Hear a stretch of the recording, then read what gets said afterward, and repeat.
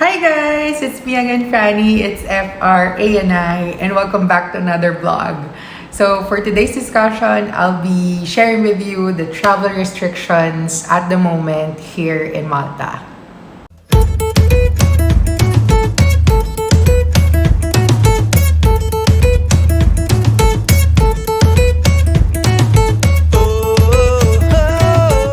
So in my previous videos, I have noticed that there are a few questions regarding the travel status here in Malta, kung nagtatanggap na ba sila ng third country nationals, and what are the travel restrictions at the moment. So I thought of sharing with you the current travel restriction as of August of 2021 dito sa Malta.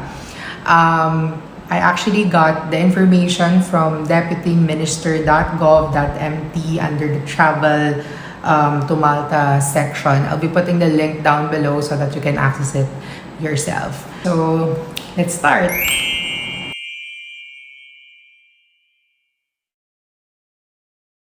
Dito sa Malta, they have categorized or they have put a zoning sa mga bansa. And there are two current zones at the moment, the red zone and the dark red zone. So wala nang orange, wala nang amber, or wala nang green countries as of the moment. Dalawa na lang yung categorization, which is the red and the dark red. Of course, each of the category or zone has its own travel restrictions. And I would say that the red one is less stringent as compared to the dark red. Kasi nga, when you say dark red, it means to say how the situation or COVID situation at the moment in that specific country. And unfortunately, Philippines, India, Nepal, Pakistan, nandun pa sila categorized sa dark red country. So, which I will later on explain. So, pag-focus muna tayo sa red countries.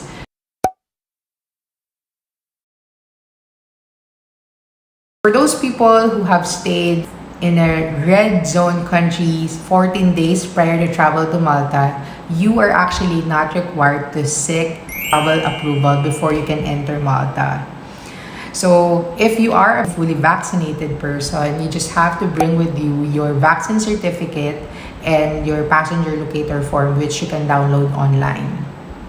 So with regard to your vaccine certificate, you have to meet two requirements. So number one, you have to make sure that the vaccine that has been administered to you is EMA approved.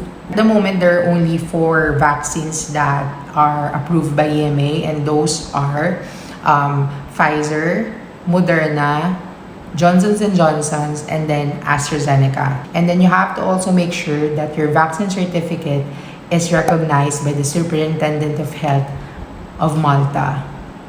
And at the moment, these are the approved or recognized vaccine certificate by the Superintendent of Health of Malta. So in any case you have not met both of those requirements, when you travel here in Malta, you have to present a negative PCR test that is taken not more than 72 hours prior to your arrival in Malta. And then you have to also unfortunately take the 14-day quarantine in a facility. Mind you guys that the 14 days quarantine it's not free. You have to pay for it. It would cost you 100 euros per day.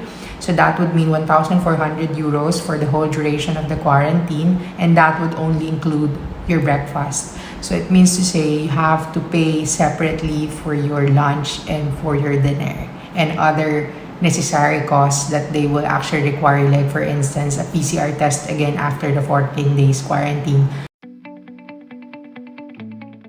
Same way for those people who have not taken their vaccine yet, or those who are partially vaccinated and you came from a red zone country in the past 14 days or 14 days prior to your arrival in Malta, you need to present a negative PCR test, and you have to also undergo the 14 days quarantine.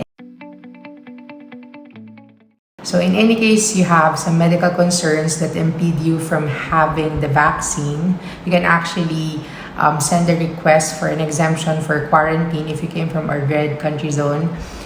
by sending an email with the title of exemption request to covid19.health@gov.mt.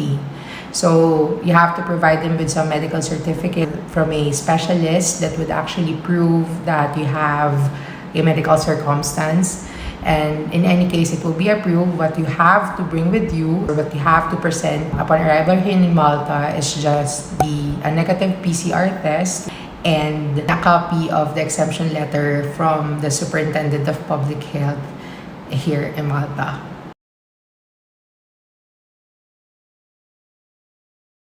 Let's now move on to the dark red zone. So for those people who will be traveling from a dark red zone country, you would actually need a special authorization from COVID-19 vetting before you can travel here in Malta. And even before you can apply for a visa or a Schengen visa going here in Malta, you would actually need to seek approval from the COVID-19 vetting. In case the travel is authorized, you will be receiving a authorization code that will be attached to your passenger locator form. And upon arrival here in Malta, you need to present a negative PCR test, which was performed no longer than 72 hours from prior to your arrival in Malta. You also have to undergo a 14-day quarantine, which again costs you 100 euros per day, which only includes breakfast. So again, it's exclusive of lunch and dinner and exclusive of other tests that will be required. Since I don't have a specific idea, guys, how's the Identity Malta application going and how the process goes, I asked a friend of mine who is working in a recruitment firm here in Malta, how does the drill goes now and who are being accepted at the moment. And so I will insert the clip of my interview with her here. Hindi naman sila nag-stop mag-process. Hindi naman mag-apply yung employer through online. Okay. At nagre-release sila ng approval letter kapag complete yung documents. Regardless kung KEI yun or hindi? Regardless kung KEI or medical practitioner, cleaner, kahit anong position. It's just that kapag na-release na yung approval letter at may restrictions pa din yung bansa mo, close yung entry at pag-process ng visa sa bansang yon. Okay. So yung CVU, nag-authorize sila ng mga tao na pwedeng mag-apply ng visa. So, first, kapag natanggap mo yung approval letter, yung employer mo, dapat mag-send siya ng email sa CVU at sa COVID vetting para ma-authorize yung pag-apply mo ng visa. Para makapag-process ka sa BFS, dapat yung name mo ay nasa list ng CVU na authorized kang mag-process ng visa. Okay. Nagpapapasok naman ng Malta basta KEI, medical practitioner and carer. Okay. So, wala pang mga cleaner, Wala pa. hospitality, wala pa doon. Wala.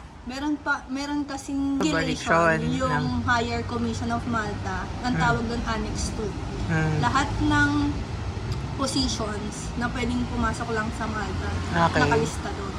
Okay. For certain countries or hindi? In general? In general, I think. So yun guys, as you have heard, there are only a few jobs that are being accepted or being approved to apply for a visa to come here in Malta. But, a big but, I feel like there will be a great improvement soon, particularly in the hospitality sector, the restaurants and hotels, because there is this article from Times of Malta that's been published recently saying that there is a staffing crisis in Malta, and I have a great feeling that they would actually accept more restaurants and hospital workers in the coming months. Nagkakaroon ng staffing crisis, guys, because before like 2020, napakadaming na layoff and napauwi ng mga restaurant and hotel workers to their home country because nag-shutdown yung mga restaurants noon and walang masyadong tourist that comes in, so wala rin masyadong kita yung mga hotels because yung borders ng Malta sinara for tourists. But then right now, since the borders are open, the tourism industry is picking up. So, yun ang problema. They don't have enough staff. So I have a great feeling that sooner or later, there will be an influx or there will be a great need for staffing for those sector, for hospitality sector, and they would really allow more people to come here in Malta. So let's pray for that, and so that not just here in Malta, but all over the world, yung whole COVID-19 situation will be better, so we can go back to normal, live a normal life, breathe normally. And I'm really praying, I'm really wishing for that day to come. It's very, very soon. And yun guys, always stay safe. I hope you are safe and well wherever you are at the moment watching this video. So if you like this video, please do give a thumbs up. And if you have any comments, suggestions, and positive reactions, please put it in the comment section below, and I'll try to answer them as much as I can.